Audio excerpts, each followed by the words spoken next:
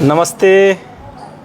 Bar council of Uttar Pradesh के भूतपूर्व chairman और अभी के सदस्य हरिशंकर सिंह एडवोकेट, बनारस किसान, बनारस की वैभव हमारे साथ जुड़ चुके हैं हमारे show J news for justice के लिए।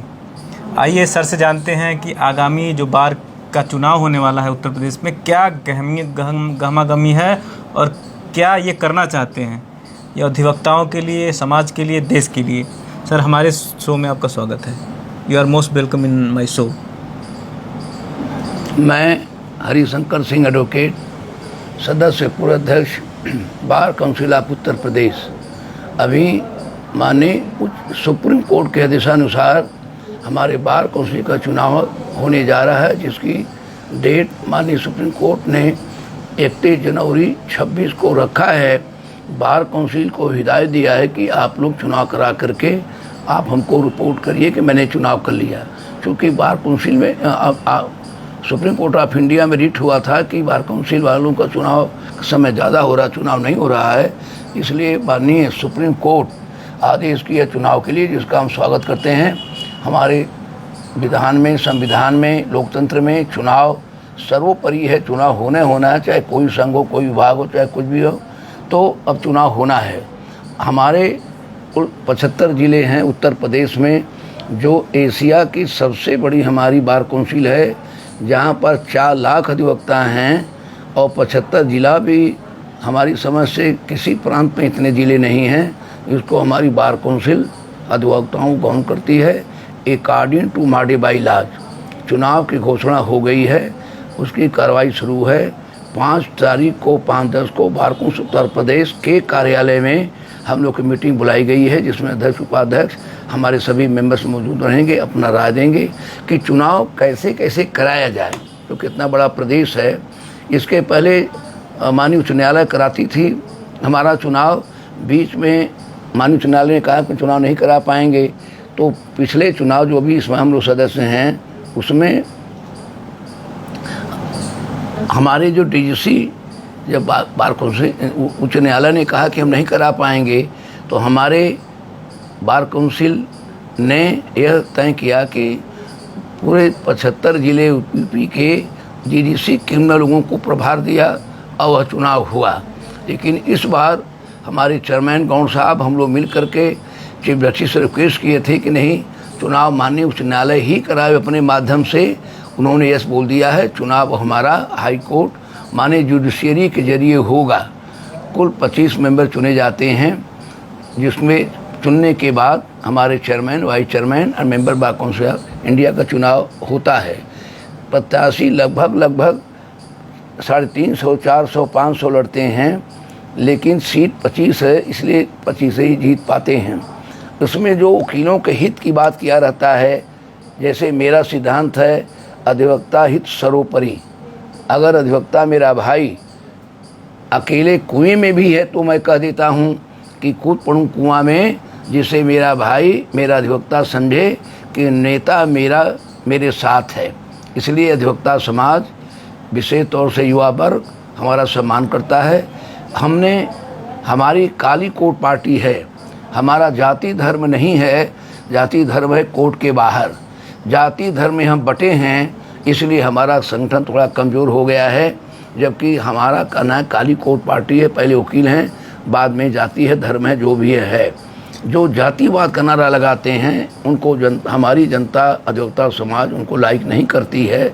इसलिए अभी पिछले चुनाव में 8 लोग भाई लोग हार गए। जो चुनाव जीतने के बाद अधिवक्ताओं सेवा नहीं कर पाता है, वहाँ जा कर के बार काउंसिल में साहब बन जाता है, उसको जनता हमारी इग्नोर करती है और वो सड़क पर दिखाई देते हैं। तो इसलिए हमने अधिवक्ता समाज के लिए, जब मैं चेयरमैन था तो 10,000 का अमाउंट था, मेडिकल के लिए हमने उसको 25,000 किया। ये जो रजिस्ट्रेशन होता है उसमें पहले ओरिजिनल डॉक्यूमेंट्स रजिस्ट्रेशन करा वालों को लगाया जाता था। हमने ये किया बार में पास करा करके बार काउंसिल में कि अब फोटो कॉपी लगेगी सेल्फ अटेस्टेड। तो अब ये आसानी हो गई, नहीं पहले शिकायत आती थी बार काउंसिल में कि मेरा हाई स्कूल का इंटर का प्रमाण पत्र कहाँ, मार्कशीट कहाँ, तो बीए का कहाँ है। तो इससे हम लोग भी परेशान थे, मेंबर बार काउंसिल एंड कार्यालय के कर्मचारी भी परेशान रहते थे। हमने एक ही भी किया। अब पहले था 1,00,000 1.5 लाख अधिवक्ता को डेथ होने पर, अब 70 साल के ऊपर हमारी बार काउंसिल देती है 3 लाख, और जो 70 साल के नीचे हैं वो न्यासी समिति लखनऊ सरकार देती है 5 लाख। ये गौर करने वाली बात है, ये इन्हीं के समय में हुआ है, इनके द्वारा किया गया। सबसे बड़ी बात है, हम वकीलों से मिलते रहते हैं, इलाहाबाद का आपका बार एसोसिएशन हो, बनारस का हो, सोनभद्र का हो, गाजीपुर का हो, बलिया का हो या गोरखपुर का हो, हाँ। लेकिन जितने सरल और जितने स्पष्टवादी सर हैं, हरिशंकर सर हैं, कोई नहीं है। तो इनकी बातों को आप ध्यान से सुनिए और गौर करिए कि भविष्य में ये अगर बार काउंसिल ऑफ इंडिया के मेंबर होते हैं, इनका चयन चेयरमैन के लिए होता है या ऑल इंडिया बार में जाते हैं, तो आपके लिए क्या क्या करेंगे सर? हम अभी तो मैं सेंट्रल बार का अध्यक्ष सन 98 में एक बार में हुआ था। ये भी सौभाग्य की बात है। अधिवक्ता समाज, युवा वर्ग, वरिष्ठ लोग हमसे प्यार करते हैं, इसलिए पहली बार में जिता दिए। जबकि सेंट्रल बार में ऐसा कम इतिहास बनेगा जो एक बार में कोई जीत गया हो। दूसरी बात यह है कि मैं vice chairman bar council UP रहा हूँ, एक चेयरमैन बार काउंसिल यूपी रहा हूँ। तो जैसे भाई हमारे देवदी साहब ने कहा है, तो अब बार काउंसिल ऑफ इंडिया का ही नंबर है। हम कोशिश करेंगे कि बार काउंसिल ऑफ इंडिया हो जाने के बाद, अभी तो यूपी लेवल पर भाइयों के हमने सेवा किया है। अपने को मैं सेवक के रूप में मानता हूँ, क्योंकि हमारे देश के प्रधानमंत्री माननीय मोदी जी अपने को जनता का सेवक बताते हैं। तो हमारे में क्या रखा है, तो इसलिए अधिवक्ता होने के नाते, अधिवक्ता का नेता होने के नाते हम अपना सेवक मान के चलते हैं, इसलिए भाई मानते हैं। बनारस की जनता ने मोदी जी को प्रधानमंत्री चुना है, यहाँ से पहुँचाया है, तो बनारस ही वो ज़मीन है, बनारस ही वो जगह है जो अब रिप्रेजेंट करेगा दिल्ली में। तो हमारा सभी अधिवक्ता भाइयों से अनुरोध है, उत्तर प्रदेश के सारी अधिवक्ता भाई जितने भी बार हैं, सहारनपुर से लेके सोनभद्र तक या आगरा से लेके बलिया तक या सिद्धार्थनगर तक, जितने लोग देख रहे हैं, सर की बात ध्यान से सुने और वीडियो को ज़रूर देखें, ध्यान से सुने क्या सर कहना चाहते हैं, इनका क्या आशय है सर जी। तो माननीय मोदी जी हमारे साधु संत आदमी हैं, कोई भ्रष्टाचार पर आरोप नहीं है, ईमानदार आदमी हैं।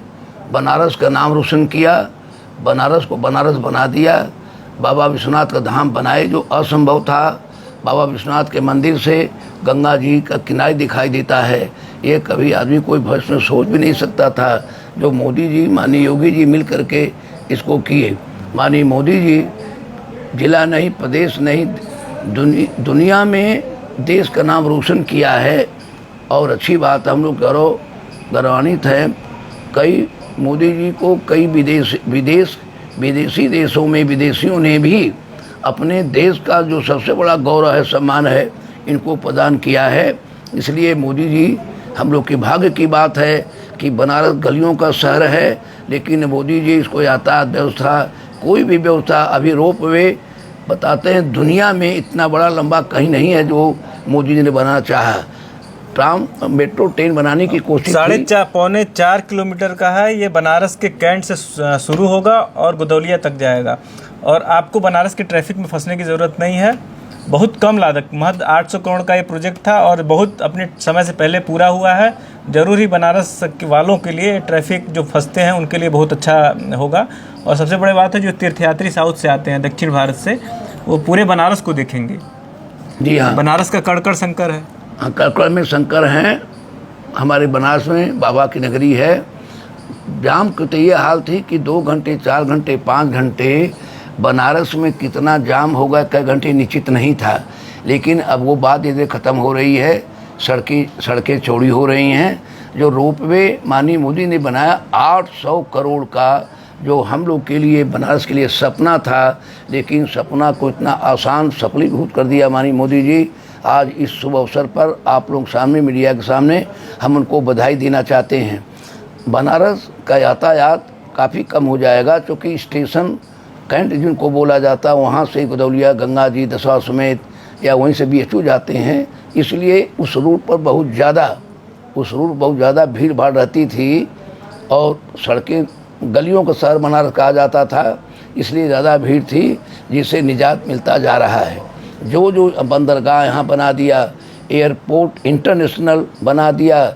जब हम लोग कभी जाते थे मीटिंग में बार काउंसिल के, तो यहाँ से बंगलौर या हैदराबाद, तो देखते थे कि अरे भाई, ये एयरपोर्ट से सिटी में आने तक का इतना बढ़िया रोड, इतना बढ़िया ग्रीनरी रहती है, क्यों? जो उसको अब हम मोदी जी की वजह से अपने सामने, मेरा घर के ठीक सामने बाईपास जहाँ से कि एयरपोर्ट पर रास्ता जाती है, 15-20 मिनट में हम लोग जाते हैं दिल्ली वगैरह कहीं भी, तो वहाँ पहुँच जाते हैं। सुविधा ही सुविधा है। तो ये रहा बात 18 AIB का 18 का रिज़ल्ट आ गया है, 19 का भी रिज़ल्ट आ गया है, सबको COP बांटा जा रहा है। जिनको COP नहीं मिला है अभी, वो सर से या अपने रिस्पेक्टिव बार के जो चेयरमैन से उनसे बात कर लीजिए। चुनाव पास आने वाला है, सबको वोट डालना है। आप किसी को भी चुनिए, लेकिन वोट डालना सबका अधिकार है। बार को मजबूत करेगा वकील समाज, और आज का जो लोकतंत्र है उसमें वकीलों का बहुत अहम रोल है। अगर अपनी भलाई चाहेगा, अधिवक्ता एकता को मजबूत करना है, तो आपको वोट डालना पड़ेगा। और इसमें कोई भी दिक्कत आ रही है, आप निसंकोच हरिशंकर सिंह सर से आप बात कर सकते हैं। बनारस आइए, स्वागत है, सर रहते हैं। और सबसे बड़ी बात है, सबसे मिलते हैं सर, कहीं भी होता है, हम लोग तो कई प्रोग्राम में मिलते हैं और समय देते हैं सबको। तो बार के सारे सदस्यों का स्वागत है हमारे शो में। सर हमारे शो से जुड़े, अपने बात को रखा, इसके लिए सर का बहुत बहुत धन्यवाद। और सर को हम अग्रिम शुभकामनाएं भी देते हैं कि सर आगे यूं ही बढ़ते रहें और हम लोगों को भी आगे लेते जाते रहें। 2 मिनट में बार काउंसिल ऑफ इंडिया के बारे में बात कराना चाहेंगे। Sir. Bar council of India ने 2 क्राइटेरिया बनाया। जो लड़के जो सन 10 के पहले के हैं, उनका भी COP नहीं बन रहा है। और जो 10 के बाद हैं, जो माननीय Manan Mishra ji chairman bar council of India ने बनाया कि AIB all India bar examination pass करने के बाद डिक्लेरेशन फार्म भरा जाएगा, तब COP बनेगी। माननीय चंद्रचूड़ साहब ने, x CJI chief justice of India ने ये भी कहा कि अब रजिस्ट्रेशन जब दाखिल होगा, हम लोग के ज़माने में तत्काल के नाम पर सुबह दरख्वास्त पड़ती थी, शाम को अधिवक्ता बनकर सर्टिफिकेट मिल जाता था। अब ऐसा नहीं है, कम से कम 3 महीने 4 महीने सर्टिफिकेट मिलने में समय लगेगा। क्यों कि अब दरख्वास्त पड़ेगी रजिस्ट्रेशन की, तो उसके बाद पुलिस जांच होगी, वो क्रिमिनल तो नहीं है, कोई बात तो नहीं है, उनके खिलाफ अपराध इतिहास तो नहीं है। फिर इसके बाद डॉक्यूमेंट जो दाखिल करते हैं रजिस्ट्रेशन के लिए, रजिस्ट्रेशन वाले लड़के लोग या जो भी है, तो उनका डॉक्यूमेंट भी जांच होती है। कहते हैं लोग कि बार काउंसिल उल्टे सीधे जो फर्जी डिग्री बना के लाते हैं, उनको भी आपने सदस्य बना देते हैं, तो उसकी भी जांच होगी। इसके बाद हम लोग इंटरव्यू लेंगे। अभी मैं गोरखपुर गया था, अभी 19-20 में मैं आगरा में था, तो आगरा में 8 जोन के हमको प्रभारी बनाया गया, बार काउंसिल ने किया, जैसे मथुरा, आगरा, कासगंज, एटा, और ये 8, उसमें 8 ज़िले थे, फिरोजाबाद, सिकोहाबाद, सब, मैनपुरी, आगरा और मैनपुरी मंडल, पूरा मंडल ही था। पूरा मंडल था। मथुरा मंडल भी है। जी हाँ। तो जो अभी भाई लोग हमारे जो COP नहीं बना सके हैं, वो 2 तरह का फार्म है, 10 के पहले का दूसरा, 10 के बाद का दूसरा। जो कभी COP नहीं बनाया, भरा नहीं फार्म, उसको 100 रुपया लेट पेमेंट दे करके हमारी बार काउंसिल उनका COP बना रही है। जो भाई हमारे नहीं बनाए हैं, बनवा लें, क्योंकि अति आवश्यक है। पहले रजिस्ट्रेशन हो जाता था तो वकील मान लिया जाता था, लेकिन अब ऐसा नहीं है। According to order of the bar council of India, वो ये कहते हैं कि जब तक COP नहीं, आप वकील नहीं। तो इसलिए ना आपको कोई मताधिकार का प्रयोग होगा, ना बार काउंसिल से कोई आपको मेडिकल मिलेगा, ना मर जाने के बाद कोई डेथ सर्टिफिकेट, डेथ के बाद कोई आपको फ़ायदा मिलेगा, क्लेम नहीं मिलेगा। इसलिए अति आवश्यक है। जो पुराने लोग हैं 10 के पहले वाले, उनका भी तैयारी चल रही है। हमारी बार काउंसिल में सुबह शाम तक जो है कार्रवाई कर रही है बाबू लोग। 75 हमारे कर्मचारी प्लस 50 लगभग डेली वेजेज वाले काम कर रहे हैं कि जल्दी से सोपी बन जाए। इसके पहले सोपी नहीं थी। जिले के बार में बार काउंसिल ने इजाज़त दिया कि पुराने पर आप चुनाव कराइए, चूँकि बार काउंसिल को सीओपी देना है। जब बार काउंसिल ने सीओपी नहीं दिया तो उसके अनुसार काम करा लिया गया। माननीय उच्च न्यायालय कही है कि 31 जनवरी को आपको 26 में करा करके चुनाव रिपोर्टिंग करना है। इसलिए हम लोग भी कर्मचारी भी जल्दी में हैं, सख्ते में हैं कि माननीय सर्वोच्च न्यायालय के आदेश की अवहेलना न हो पाए, इसलिए सोपी बनाना जरूरी है। और हम पढ़े लिखे अधिवक्ता हैं। दुनिया में हमारा ये कहना है कि हमारे यूपी की जो वकीलों की संख्या है यह अमेरिका के राष्ट्रपति ट्रंप के पास भी नहीं है।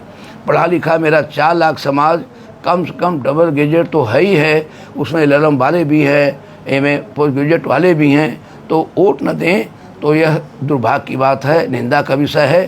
क्योंकि पढ़ा लिखा आदमी हमारे संविधान में है कि राइट ऑफ वोट्स बड़ी चीज़ है, जो प्रदेश की, देश की, जिले की, कचहरी की, संगठन की व्यवस्था को बदल देता है वोट के आधार पर। बहुमत का ज़माना है तो ज़्यादा से ज़्यादा वोट दीजिए, जिसको लाइक करते हों और आप उनको वोट देना चाहिए, चाहे कचहरी हो। मैसेज साफ है सर का कि वकील भी अपनी गरिमा में रहेंगे, जो आजकल तमाम चीज़ें आती हैं। हाँ, और बहुत सम्मानित पेशा रहा है आज़ादी के समय से।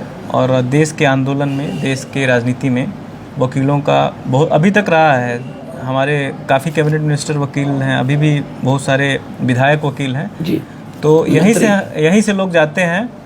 तो इस पेशे का सम्मान रहेगा। सर ने बहुत सरल शब्दों में बताया है सीओपी के बारे में। आप अगर आपको समय मिले तो आप सीधे बार काउंसिल ऑफ उत्तर प्रदेश इलाहाबाद प्रयागराज भी जा सकते हैं, और कोई भी अगर आपको ज़रूरत हो तो सर से भी संपर्क कर सकते हैं। इसमें में बने सर। इसके बारे में हमको ये कहना है कि अधिवक्ता हम हैं, हमारे हिंदुस्तान में लोकतंत्र है, संविधान से देश मेरा चल रहा है, तो हमारे लिए भी कानून है। कोई अधिवक्ता, कोई डॉक्टर, कोई बड़ा अफसर ये सोचे कि जो चाहूँ सो कर लूँ, ऐसा नहीं हो सकता। यहाँ तक कि माननीय उच्च न्यायालय के माननीय वर्मा जी ने के खिलाफ कार्रवाई चल रही है। माफियों की बात भी हो सकती है। 220 MP ने दस्तखत बना दिया है। ये संविधान की हमारी देन है। अगर संविधान न होता तो ऐसा कभी नहीं होता। वो पनिश होंगे आज नहीं कल, क्योंकि जस्टिस से बढ़ के सुप्रीम कोर्ट के जज थे, जो हाई कोर्ट उनको वापस बुलाया गया था। इलाहाबाद में करप्शन का चार्ज था। 15 करोड़ रुपया कहा जाता उनके घर में मिला। तो कहते हैं जवाब में कि कोई फेंक दिया। कैसे कोई फेंक देगा भाई? आपके घर के बाहर सुरक्षाकर्मी होते हैं, आपके स्टाफ होते हैं, कोई मच्छर भी नहीं जा सकते बिना इजाज़त की। तो पैसा फेंकने का सवाल नहीं है। तो इसलिए हमारा ये कहना है कि जुडिशरी में अब भ्रष्टाचार घुस गया है, जो नहीं होना चाहिए। हम लोग जजों को, मजिस्ट्रेटों को हुजूर सरकार, माई बाप, माई लॉर्ड कहते हैं, लेकिन अब उसमें कमी आ गई। हमारे अधिवक्ता समाज में भी कमी आ गई। आज का लोग कोट पैंट पहन करके मौके पहुंच जाते हैं। कब्जा कराने न कराने ये मेरा काम नहीं है। जो ऐसा काम करता है, मेरा यह ये कहना, मैं हर जगह मंच पर भाषण भी देता हूं कि जो हमको नहीं करना चाहिए हम करने लगे हैं, तो जो नहीं होना चाहिए ठाँ होने लगा है। इतनी मर्डर हुआ वकीलों का, 150 कम से कम ज़्यादा भी हो सकता है। आज भी एक केस टेस्ट नहीं आउट हो पाया कि किसने मारा, क्यों मारा, या उनको सज़ा मिला हो। ये भी हमारी एक कमी है। हम वकील साहब कहे जाते हैं, माननीय सुप्रीम कोर्ट के जस्टिस महोदय भी लर्नेड काउंसिल कहते हैं, लेकिन हम भी अपने थोड़ा पद से पदभ्रष्ट हो गए हैं। हमारा ये कहना है कि अगर अधिवक्ता न्यायालय में काम किया, फाइल अपनी रखा, शाम को अपने चैम्बर में आकर के लिखा पढ़ी करे, फाइल तैयार करे, तो कोई भी गुंडा, कोई MP MLA मिनिस्टर हमारा कुछ बिगाड़ नहीं सकता। क्यों? कि गुंडी हो, माफिया हो, उसका काम अधिवक्ता करता है। और कोई भी मंत्री संतरी हैं, चाहे आपके जो है रविंद्र जायसवाल जी का केस हम लोग लड़ा, सामने कहना चाहता हूँ नीराजभा जी हैं, दयालु गुरु हैं, माने हमारे एक्स MP जो है राजेश मिश्रा जी हैं। तो हम लोग सबकी सेवा बतौर वकील करते हैं। लेकिन एक केस है, बहुत चर्चित है, सुभा ठाकुर जी का नाम सुना है आपने। तो वो एक केस था 25 मिनट का, थाना श्रीपुर का। तो उन्होंने कहा कि भैया आकर के फाइल जेल गेट पर ले लीजिए, जो आपकी फीस ले लीजिए। हमने कहा भाई ठाकुर साहब, मैं तो जेल गेट पर नहीं जाता, ये मेरा काम नहीं है। हम पुलिस थाना नहीं जाते, मेरा काम नहीं है। तो उनको कुछ कहें, अरे क्या बात करें आप, बहुत वकील आते जाते हैं, कि उन वकीलों में मैं नहीं हूँ। जो वकील थाने जाते हैं, अस्पताल जाते हैं, जो आदमी जेल के गेट पर धक्का खाता है, वो हमारे वकील के परिधि में नहीं आता है। खैर कोई बात खत्म हुई। हफ्ते भर अगली डेट पर आए, कहे कि भाई सच कहा आपने, मैं आपको सही पाया। वहाँ पर लोग लेके झोला में नाश्ता पानी बिखराते मुलजिमों का अच्छी बात नहीं है। ये मेरी फाइल पहले के फीस का डबल दिया और कहा कि कोई वकील अगर है, बनारस में शंकर सिंह हैं, जो सिद्धांतों के आधार पर चलते हैं। बाबू ब्रजेश सिंह का केस फैसला 7 मर्डर केस था। हमसे पूछा पत्रकार भाइयों ने कि भाई माफिया ब्रजेश सिंह बोले, तो हमने कहा नहीं, माफिया शब्द नहीं लगाइए, ब्रजेश सिंह कहिए, अलग बात है। उन्होंने कहा क्यों? तो हमने कहा कि जो साथ उनके साथ घटना किया उसका उन्होंने जवाब दिया। इसके अलावा आज तक मच्छर और मक्खी को भी नहीं मारे हैं, इसलिए हम उनको माफिया के परिधि में रखते हैं और माफिया नहीं कहते हैं। ब्रजेश सिंह जी MLC, पूरे MLC का इतना बढ़िया स्वभाव है, इतना सब कुछ होते हुए भी इतना आम आदमी का सम्मान करते हैं। अब तो पूरा गिरवा धारा वर्ष कर लिए हैं, पूजा पाठ में लग गए हैं, तो इसलिए हम परिवर्तन है। हाँ, परिवर्तन आया है। बुद्ध भी अभी परिवर्तन आया था। जी हाँ, सबके तो समय परिवर्तनशील है। हम इसलिए उनको माफिया नहीं कहते हैं। तो बहुत आश्चर्यचकित मेरे भाई भय। एक पत्रकार भाई ने कहा बनारस में दैनिक जागरण के कि एक बात पूछें वकील साहब, बताइए आपका इतना नाम गाँव क्यों, सम्मान क्यों है? हम लोग बहुत खोजे, कुछ मिला नहीं।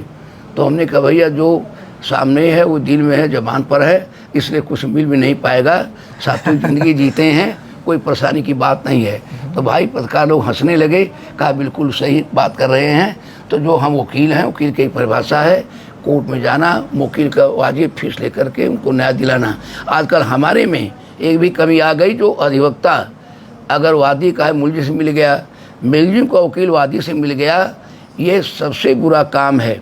जो मुवक्किल इतना विश्वास करता है, अपने पत्नी को जो कोई बात नहीं बताता है, वो अपने वकील को बताता है। हम जैसे गंदे जो इनकी बात उनसे करें। सादे कागज़ पर इतना सम्मान रहा वकीलों का, तो वह गिरता जा रहा है कि 10 पन्ने पर दस्तखत बना दिया मुवक्किल, कहेगा वकील साहब, और जबकि हमारा ये कहना है कि आज के ज़माने में बाप कहेगा बेटा से बनाओ दस्तखत, सादे पर नहीं बनाएगा। कहा क्या लिखा लिख के लावें तो दस्तखत बनावें। तो बाप बेटे की ये बात है, कमी है, लेकिन अधिवक्ता समाज का भी सम्मान है। हम भाइयों से अपील करेंगे कि कोर्ट कचहरी में जाइए, कोर्ट बैंड में जाइए, अपने देश में जाइए, यह मेरा सम्मान है। मैं बिना गर्मी हो, बरसात हो, जाड़ा हो, जब अपना चेयर, चंबर, चौकी जो भी छोड़ते हैं, तो बिना गाउन के, कोर्ट के ड्रेस के हम कोर्ट में इंटर नहीं करते हैं। इससे एक सम्मान मिलता है। कई बार विवाद हो गया, भीड़ लगी है, जज बोला भीड़ बाहर करो, तो चपरासी ने वकील साहब को जो पैंट बुशर्ट पहने थे रंगीन वाला, उनको बाहर किया। वो बुरा उनको लग गया, अरे हटो मैं वकील हूँ। तो साहब ने बुलाया कि भाई वकील आप हैं? तो कहे हाँ सर। कहें ड्रेस आपका क्या है? तो इस पर कई बार बनारस में बड़ी बड़ी घटनाएं हुई। तो हमको अपने ड्रेस में, कोर्ट में, बैंड में, कोड में रहना चाहिए। ये भी बड़ी बात है, जो हमारे भाई सुन रहे हों, हमारी उनकी रिक्वेस्ट है, हमारी अपील है कि वकील जब पहले चलता था तो धरती हिलती थी।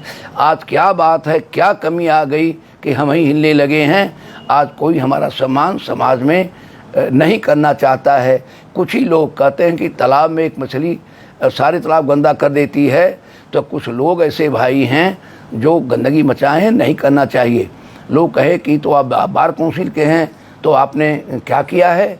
तो हमने कहा कि जो इंडिया का, भारत का, उत्तर भारत का पहली बार चेयरमैन रहा दिल्ली में बार काउंसिल ऑफ इंडिया में, श्री BC मिश्रा साहब के भी खिलाफ हमने कार्रवाई किया। क्योंकि मेरठ में एक वकील की हत्या हुई थी, पूरे प्रदेश में हड़ताल थी, बार हाई कोर्ट ने नहीं किया। तो हाई कोर्ट ने क्यों नहीं किया? हाई कोर्ट तो बहुत अलग बात है, लेकिन बार काउंसिल से संबद्ध एप्लीकेशन है, रजिस्ट्रेशन है, इसलिए बार काउंसिल बात मानना चाहिए। नहीं माने तो उसको हम जो है डिमेरिट मान करके नोटिस उनको दिया था। अभी 2 फैसला किया है, एक जो है मैनपुरी का है, एक कन्नौज का है। एक वकील साहब हमारे लेडीज आई, उसके साथ दुर्व्यवहार करने लगे।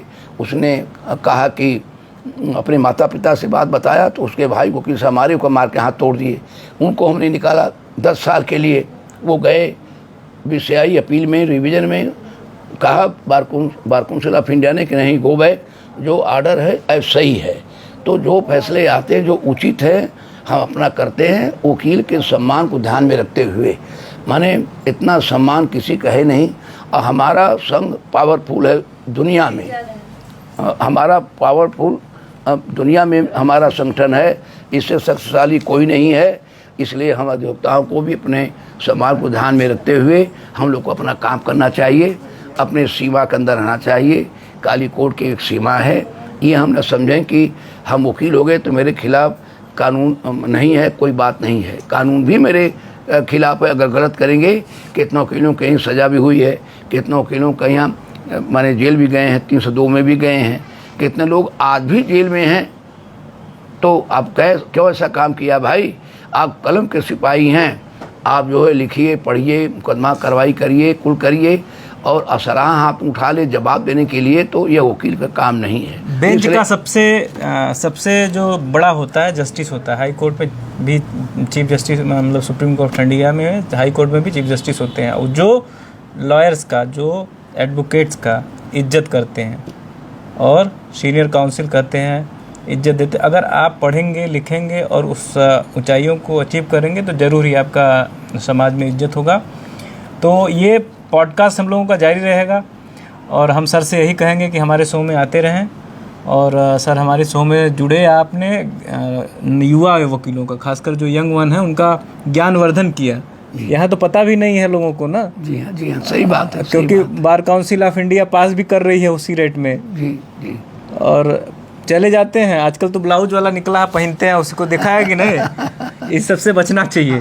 बचना चाहिए। और बढ़िया आपका जो है कोर्ट में और बैंड में बढ़िया आइए, अपने समय पर बैठिए। सर, मैं जितेंद्र यादव साहब का, जस्टिस साहब, जस्टिस के लिए जो आपका चैनल है जे न्यूज़ फॉर जस्टिस, और बानी द्विवेदी जी हमारे सामने हैं, युवा ये भाई जूनियर हैं, मैं अधिवक्ता भी भाई हमारे हैं, इसलिए इनको बधाई हो।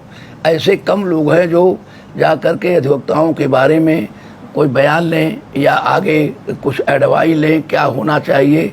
बार काउंसिल के मेंबर हैं, बार के अध्यक्ष रहे हैं, उम्र भी हो गई, अपने से वरिष्ठ भी कहना उचित नहीं है, तो कैसे क्या करना चाहिए। आप लोगों ने हमारा बयान लिया, आपको और बार काउंसिल ऑफ उत्तर प्रदेश का वोट देते समय, वोट कास्ट करते समय प्रथम वरीयता देती, जिसको भी दे, हमने ये नहीं कह रहे हैं, लेकिन एक बार आप इस इंटरव्यू को देख के और सुन के जाइएगा कि इनके क्या विचार हैं, क्या श्रेष्ठता है, क्या सहजता है। बाकी और लोगों से भी इनकी तुलना जरूर करिएगा। इस शो में आने के लिए सबका दिल से आभार, धन्यवाद।